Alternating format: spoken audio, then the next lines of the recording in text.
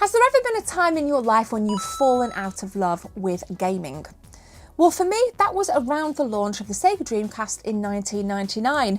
I was 16 years of age and I, like many of my peers, were drinking cheap alcohol in the park and trying to sneak into clubs when we shouldn't have been, and it was just very, very messy.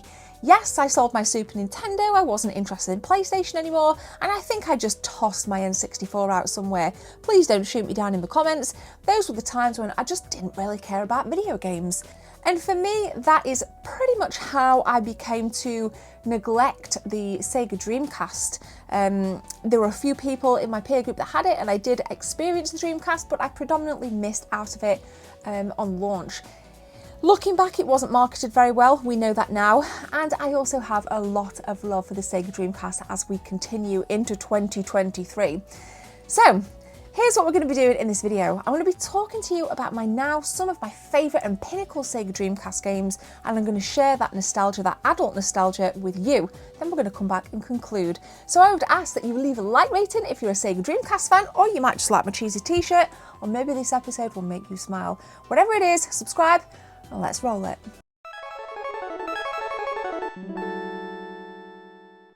Metropolis Street Racer released in November of 2000, right in time for that Christmas rush, and it did not disappoint. For me, this looks like one of the best racing games on the Sega Dreamcast. There, I said it. There may be some of you that completely and wholeheartedly disagree, but that's absolutely fine. Now, in terms of gameplay, single player mode completely dominates, but it's worth pointing out that this game also had online functionality as well. And whilst you had to be a member of this service, there were lots of things that you could do online, basic things like trying to beat your ghost in a time trial or such like. But it wasn't long after the launch of this game that the online functionality actually ceased around 2002, which is a bit of a shame for the hardcore fans out there. Me personally, I'm a single player kind of racer.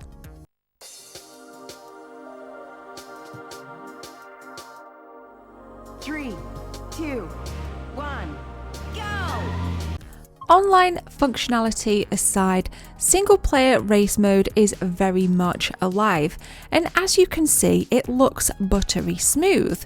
Now, it took me a while to adjust to the controls of this because, well, my mind was actually going over to the right thumbstick, which is of course non-existent on the Sega Dreamcast controller, but this was an incredibly rewarding experience, and it looks just as impressive as the likes of Porsche Challenge did when that launched on the PlayStation 1 in around, I believe, 97-98.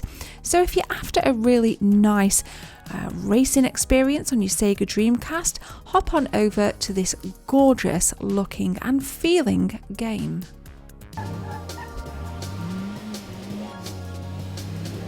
Now, in case you've not heard, the music in this game is absolutely incredible. It's very soothing to play, so let's just check that out and appreciate the sound quality on this beauty.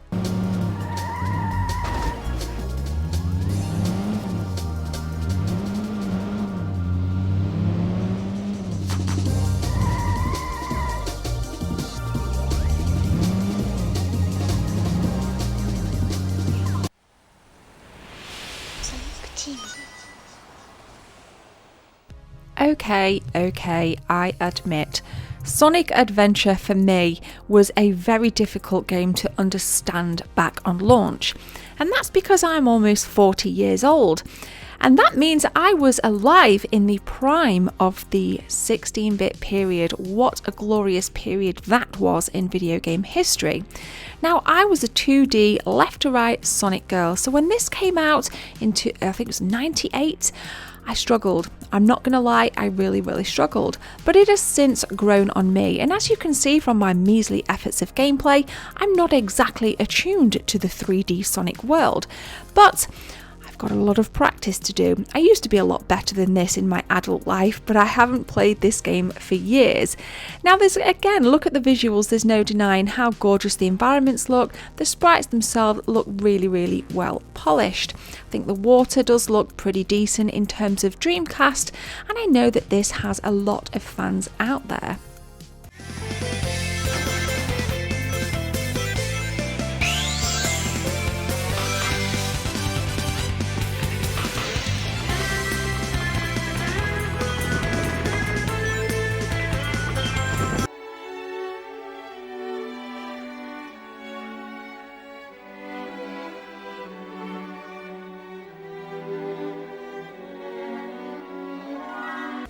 Back in 2000, we had this gorgeous JRPG, Skies of Arcadia on the Sega Dreamcast.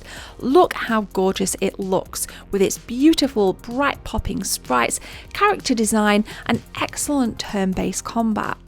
Now, back when I was growing up, RPGs and JRPGs were absolutely, you might as well have been talking a foreign language to me because I didn't really have access to them. My peer group were not interested in them. But obviously growing up and experiencing the likes of Final Fantasy X, that was the game that really got me into JRPGs. It's actually my favourite Final Fantasy game. Now, when I play Skies of Arcadia now, I do vibe off the visuals. It reminds me of Final Fantasy X. Of course, we've got the very traditional turn-based combat, which if you've played a turn-based combat RPG or JRPG, you kind of get the gist of what to expect. It's very much a lot of thought goes into it, and you can plan your attacks and your defence accordingly. This is a phenomenal game on the Dreamcast, and you've got to check it out.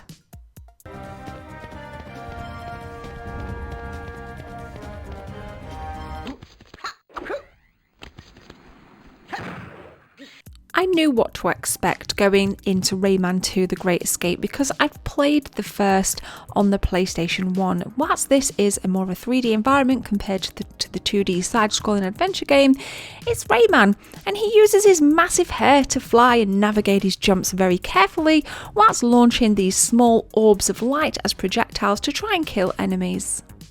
Clearly, Rayman 2 is a far cry from the likes of Skies of Arcadia. Of course, for me, there's much less thinking involved. It's simple, it's effective, its bright popping colour palette in certain areas really do take me back to the glory days of Rayman on the PlayStation 1.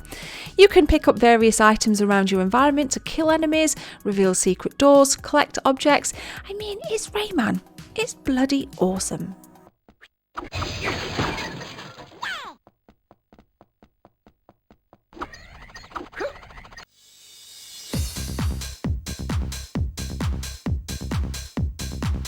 Crazy Taxi was the best-selling Dreamcast game of all time, and what would the Dreamcast be without this? It was the first game of its IP, and of course we did get a second, and we've had various other releases on the original Xbox and Game Boy Advance. Now, the premise is simple. You're a taxi driver. You need to pick up your fare and take them to their desired location. The faster you go, the more stunts you do, the more fare you get, which seems a little bit crazy, but the clue is in the name. This is Crazy Taxi after all.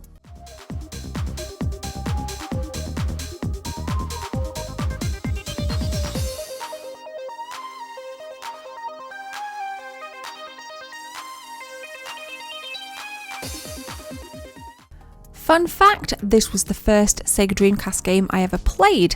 I was fortunate enough to watch it from the wings, and I think it was a couple of friends on our estate did have one on launch, so I did get a very small go on this. So I do have a marginal bit of nostalgia for it. I'm not very good on it, but nonetheless, it's so much fun, and it might be one that I stream over on my Twitch channel soon.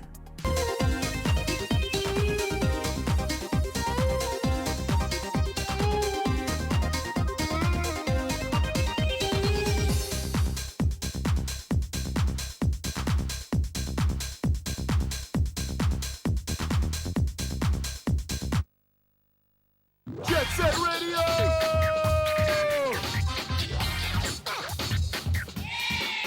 Another banger title here. We're rocking some Jet Set Radio, known as Jet Grind Radio in North America. I really love the cell shade effect graphics on this. I love the crazy eclectic characters.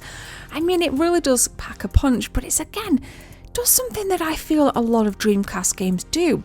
Very simple in its premise. We have to navigate the city and we have to tag objects using our gorgeous graffiti can. There are of course some bosses along the way, which again we kill by dousing them in graffiti. So it's pretty simple, but it's effective and it looks gorgeous, and I think it's, by today's standards, is a really popping off game.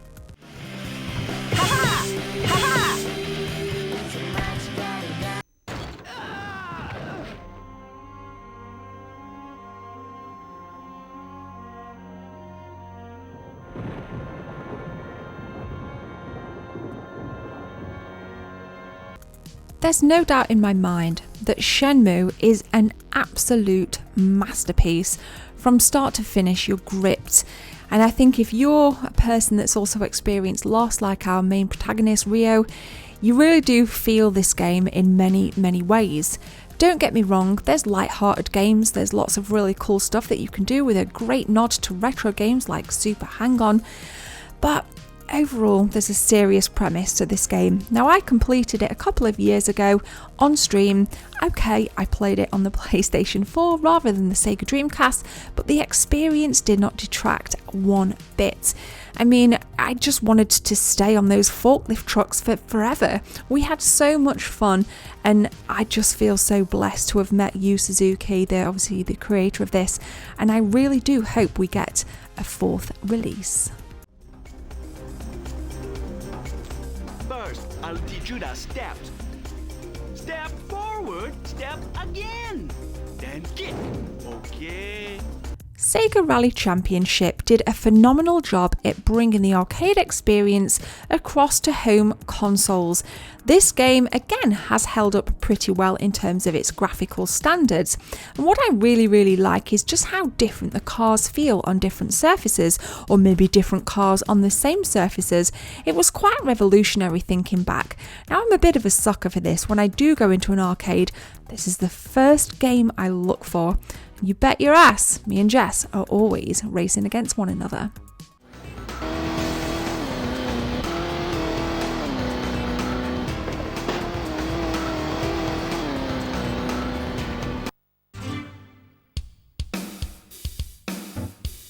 Virtua Tennis for me is quite possibly one of the most relaxing experiences on the Sega Dreamcast ever. That's weird because I never thought I'd say that about a sport title, but then again I did really enjoy Super Tennis back on the Super Nintendo. Now here I'm playing as Tim Henman, of course a fellow Brit. I'm going to leave this one. I'm going to let you decide if you think this was a great game. It got a little bit gritty at the end, and I want you to watch this entire segment on Virtua Tennis. But anyway, before we continue, look how buttery smooth it is. This is no Digital Foundry, so I don't actually know what the frames per second are here, but I would go as far to say as this is a resounding 60 FPS by my brown eyes. What do you guys think? Anyway, don't go anywhere because you've got the rest of this match to watch, and then we're going to head back to the Lady Loft to conclude.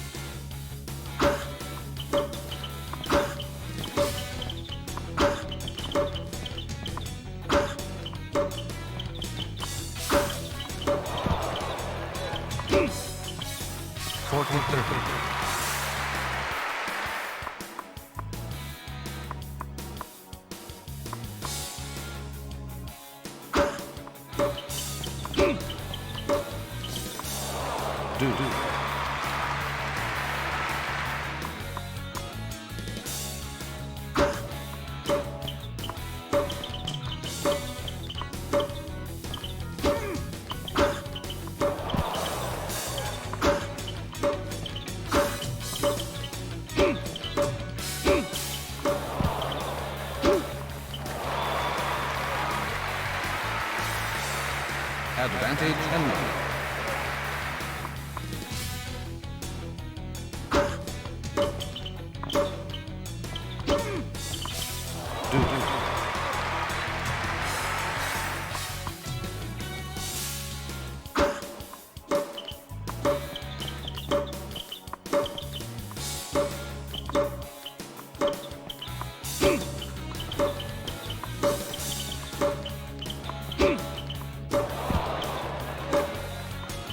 Advantage Henry.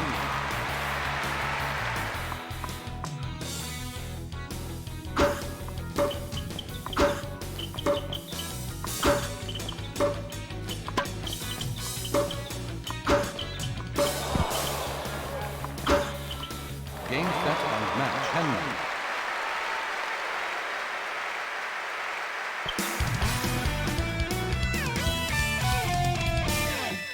So what do you think to my top Sega Dreamcast games?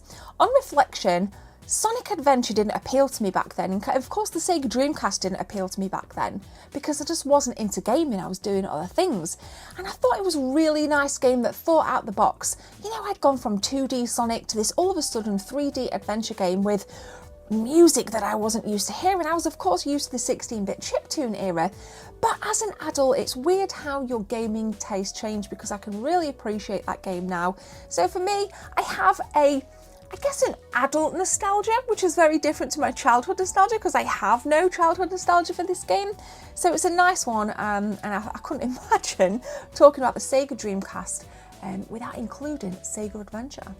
So I've spoken about lots of Sega Dreamcast games in this episode. I'm actually gutted that I fell out of video games and my passion for gaming as I kind of got into my mid to late teens, but I'm very happy that now I'm obviously in full motion with collecting again, and I want to know what some of your favourite Sega Dreamcast memories are. Please share them in the comments, or if you don't want to leave me a comment, you can tweet me. Just use the hashtag Team24 and I'll do my best to read them throughout this week.